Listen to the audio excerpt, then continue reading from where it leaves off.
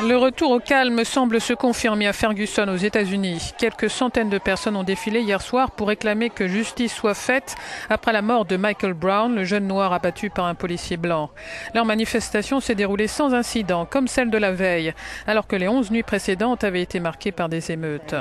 Le gouverneur a dit qu'il y aurait une réduction de la garde nationale, a souligné hier le capitaine Ron Johnson, qui a été placé à la tête du maintien de l'ordre après des critiques visant la police locale. Nous allons en fait examiner le plan opérationnel et chaque nuit, nous ferons des ajustements pour que la communauté soit en sécurité et aussi pour rendre cette ville à ses citoyens. La garde nationale, qui avait commencé à être déployée lundi à Ferguson, a reçu l'ordre de se retirer. Le ministre de la Justice s'est rendu sur place cette semaine et a promis une enquête sur tous les aspects du meurtre de Michael Brown. Dans les conversations que j'ai eues avec des dizaines de personnes à Ferguson, il était clair que cette fusillade a fait remonter à la surface des tensions sous-jacentes qui existent depuis de nombreuses années, a déclaré le ministre. Ces tensions ont une histoire et elles couvent dans beaucoup de communautés, pas seulement à Ferguson. Michael Brown ne portait pas d'armes quand il a été tué. Les autopsies ont conclu qu'il avait été atteint d'au moins 6 balles.